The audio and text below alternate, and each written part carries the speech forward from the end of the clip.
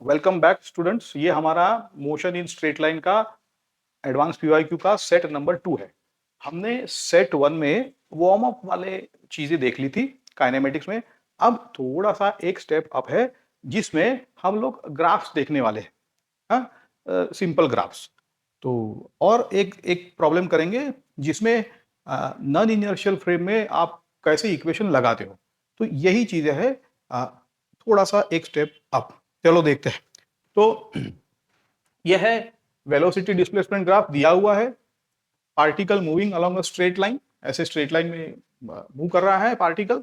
और पूछा गया है कि अगर ये ग्राफ Vx वाला है तो आपका मोस्ट सुटेबल ग्राफ, मतलब यहां से आपको, यहां से यहां कौन सा ग्राफ इसके लिए रिप्रेजेंट करता है, Ax वाला ग्राफ। चलो तो इसको शुरू करते हैं। आप क्या करो इसमें कि यहाँ पे दो टूल हम यूज करने वाले हैं। कौन से? तो एक यहाँ पे लिखता हूं मैं y is equal to M X plus C, ये एक टूल हम यूज करेंगे। और दूसरा ना, आपको पता है कि जब ए एक्स की बात आती है, जब v और x की बात आती है, तो you know this very well कि हमको ये एक इक्वेशन लगाना पड़ेगा कि a equal to v d v by d x. ये वाला जो फॉर्म है a का, वो काफी यूजफुल रहता है। ठीक है। तो अब ये दोनों ना, हम आप देखो कि कैसे इसको इस्तेमाल करते हैं। आप इसको नोट करो, y इक्वल, ठीक। चलो आगे बढ़े इसको। तो ये जो ग्राफ है, अब यहां पे देखो, अगर ये y equal to M x मुझे यहां लगाना है तो मैं क्या कहूंगा कि ये y तो v है, तो यहाँ पे v इज इक्वल टू, अब m के लिए हम यहाँ पे m निकाल ही लेते हैं इसका। तो m क्या होता है usually, m is equal to d y by d x, है ना। क्योंकि यहां पे ये जीरो से शुरू होता है, तो we can simply say that this d y is v not by x not.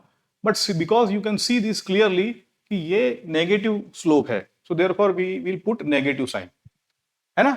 अगर आप strictly speaking x naught minus x one करोगे तो भी आपका माइनस साइन आ जाएगा। तो therefore we have m equal to minus of v not by x not x plus ये जो c इंटरसेप्ट है y का, वो तो यहां पे आपको दिख रहा है कि ये हमारा v नॉट है।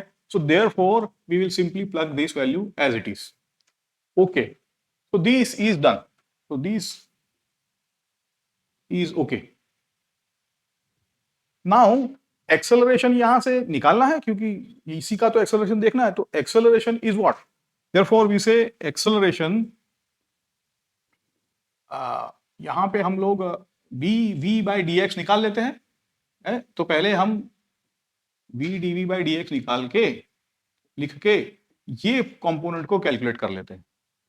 तो यहां से D we by D X देखो,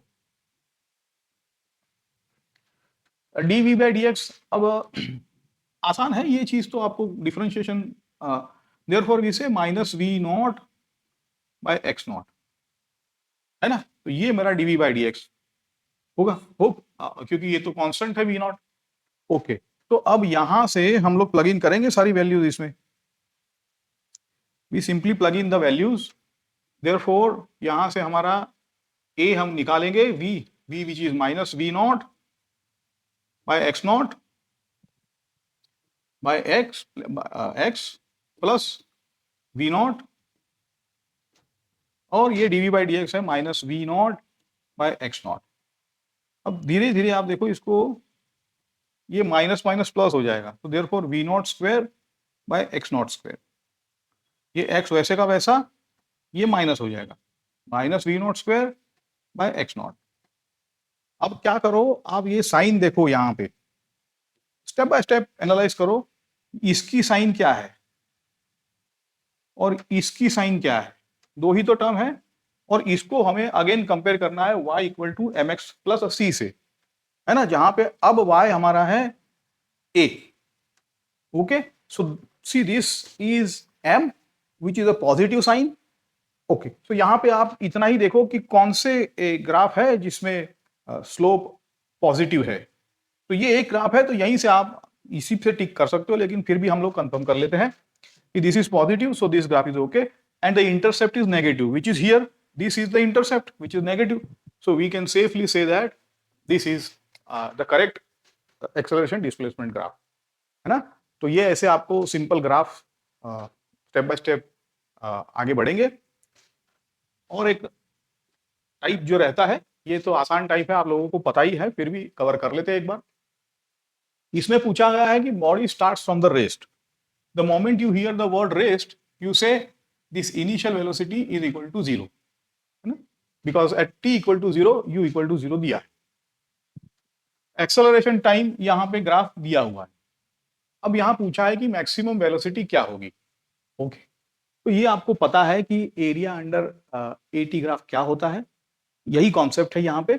हम इसको अप्लाई करते हैं प्रिंसिपल, फर्स्ट प्रिंसिपल से। तो आप ये जो स्ट्रेट लाइन है उससे आप सेफली लिख सकते हो कि this A is equal to delta V by delta T। Okay, now what is delta V from this? You say delta V is equal to A times delta T. Okay, so now here if I integrate left hand side, I may also integrate right hand side. Now what is the integration limit in this case? See, the integration is initial velocity U, final velocity V, correct? So similarly, what is the initial time? Initial time is 0 and final time is T. Okay, so now if you integrate these, it can be written as V from U to V is equal to, now this whole integration is simply area under AT graph, right? What is that area? This is the area here. ये जो area है ना, ये area होता है, ये area हो जाएगा। और ये एरिया आप लिख सकते हो 1/2 बेस इनटू हाइट, है ना? In this case this base is 11 or height is 10. Fine. So we will continue. We will plug in this value in here. So this area is simply 1/2 base into height. Okay. Well, you know, but we are doing it from the first principle so that everybody is comfortable. Now here we can say V minus U is equal to 1/2 11 times 10, which is equal to 55 meter per second. And because area under VT graph gives you delta V like this, and since this V is already 0, so therefore the maximum velocity itself is 55. Had this not been 0, you will have to take it on the right hand side, add, and then say what is Vmax. Therefore we can here say the answer is 55 meter per second. Okay, so two varieties of the graphs which is important has been covered. Now एक variety है inertial frame वाला, ये rocket वाला example है, इसको हम पढ़ते हैं, फिर आप थोड़ा पॉज करके सोचना है आपको। Rocket is moving in a gravity free space away, okay, constant acceleration along the positive x direction. ये रॉकेट का चैम्बर एज्यूम करो और ये दिया है constant acceleration in the positive x, है ना? ऐसे पॉजिटिव एक्स एंड 2 मीटर पर सेकंड स्क्वायर से ये जा रहा है। द लेंथ इज 4, ये जो चैम्बर है इसका 4 metre. A ball is thrown from the left hand, मतलब यहां से ये एक बॉल लेफ्ट हैंड से थ्रो किया गया है एट 0.3 मीटर पर सेकंड से। ओके, ये जो है 0.3 मीटर पर सेकंड है, तो ये वाला बॉल है ना? For clarity let's name this ball as ball 1, and from the right hand side another ball is thrown in the negative x direction. Let us say this as ball 2 for our reference. Okay, ये negative x में throw किया गया at 0.2 meter per second, and you are supposed to find the t when these two hit. तो यहाँ पे assume ये करेंगे कि ये दोनों एक ही लाइन में है, and therefore हम यहाँ पे कहेंगे कि ये लोग कभी ना कभी इस चैम्बर में मिलेंगे, assume for the time being. तो ये यहां से अगर x ले लेते हैं डिस्टेंस, तो आपका ये जो डिस्टेंस है वो तो 4 - x आएगा, अग्रीड? ओके, तो यहां पे हमने अज्यूम किया है कि ये कोलाइड करते हैं and at the collision we say both of them have common time, क्योंकि एक ही इंस्टेंट पे छोड़े गए हैं, तो जब भी कोलाइड करेंगे इसने भी टाइम टी, इसका भी टाइम टी। क्लियर ये चीजें। अब we are suppose to find कि ये कितना होगा, है ना। तो जैसे मैंने कहा कि जब कभी भी ऐसे एक्सेलरेटिंग फ्रेम होते हैं, आप ना एक्सेलरेटिंग फ्रेम के रेफरेंस में, मतलब नॉन इनर्शियल फ्रेम के रेफरेंस में सॉल्व करोगे तो चीजें आसान हो जाती है ना। जैसे देखते हैं कैसे आसान होती है यहाँ पे। तो यहाँ पे आपको लगाना है ये, late us say s is equal to ut plus 1/2 at square, this is the basic equation. Okay, because that this जो x हम बोल रहे हैं वही हमारा डिस्प्लेसमेंट s है। तो s कैसे कैलकुलेट करते हैं, तो यहां से कैलकुलेट करते हैं, but here this displacement is simply in the rocket frame. ये है this displacement is in the rocket frame. यही आपको एक्सपेक्टेड है कि ये आप लगा सकते हो कि नहीं। तो रॉकेट फ्रेम में हम इसको लगाते हैं। तो बॉल वन के लिए S1 is equal to simply U1 T1 is T plus 1/2 A T square. Similarly S2 is equal to U2 T plus 1/2 A T square. अब यहां देखो आप, ये जो एक्सेलरेशन है पहले बॉल के लिए वो तो नेगेटिव हो जाएगा। See, because the ball is trying to move in this direction, whereas the pseudo acceleration in the rocket frame the ball will feel which is in opposite direction, है ना, because we are in the non inertial frame. So we see that the ball is going in this direction, that's the natural case. Okay, so यहाँ पे negative आ जाएगा।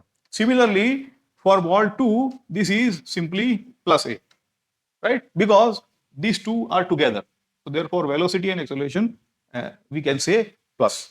Now for ball A, let's write down this equation.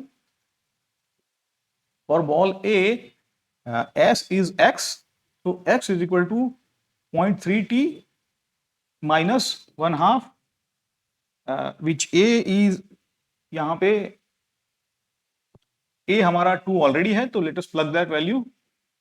And ball 2 के लिए it travels 4 minus x which is 0.2. 0.2 is in this direction, okay. Displacement is also in this direction, okay, so all is positive, plus 1/2 a is also in this direction, all is okay, positive t square. So these two together gives us no x is equal to 0.3t, यहां पे minus T square आ जाएगा। Similarly यहां पे 4 minus X is equal to 0.5t plus T square आ जाएगा। When you add them together it simply 4 is equal to, sorry ये 0.2t है यहां पे, let me correct this. Okay, so therefore this is 0.5t, and 0.5t can give you t equal to 8 seconds, which is the official answer given. Okay, so far everything is good. What we have done theoretically is we have applied this equation in the rocket frame with all signs properly matched with all our understanding, and we get this. The question, next question which arises is, suppose this acceleration is high enough and suppose this velocity is low enough. This velocity is low enough, this acceleration is high enough. And now the question I would like to put forward, आप लोग सोचो इसके ऊपर कि क्या ये ball chamber के अंदर मिल सकता है। अगर बहुत ज्यादा एक्सेलरेशन है तो शायद नहीं मिलेगा, बहुत ज्यादा एक्सेलरेशन है तो ये बॉल आगे बढ़ ही नहीं पाएगा, है ना। But that's not the intention of this question. Intention is to simply apply ये equation in the rocket frame and solve. Okay, तो यहां पे हम लोग अब सेट 3 में जाएंगे, जहां पे ये जो ग्राफ्स देखे हमें उसका एक स्टेप और, कि जहां पे आपको कंस्ट्रेंट समझने होते हैं ग्राफ में। है ना? और फिर उस कंस्ट्रेंट से आपको मैक्सिमम एक्सेलरेशन ढूँढना होता है। हाँ, तो वो एक चीज़ है जो हम नेक्स्ट लेक्चर में करेंगे, एक लेवल अप है। दूसरा आप करेंगे कि परस्यूट प्रॉब्लम्स होते हैं। परस्यूट प्रॉब्लम्स 2 तरीके से सॉल्व होते हैं। हम जो है नेचुरल तरीके से इसको सॉल्व करके देखेंगे परस्यूट प्रॉब्लम्स। तो ये जो डिज़ाइन है हमारा सेट 1, सेट 2 ये आपको step by step gradually understanding आपकी बढ़ाता है। तो hopefully please keep joining us and we will meet in the set 3। Thank you.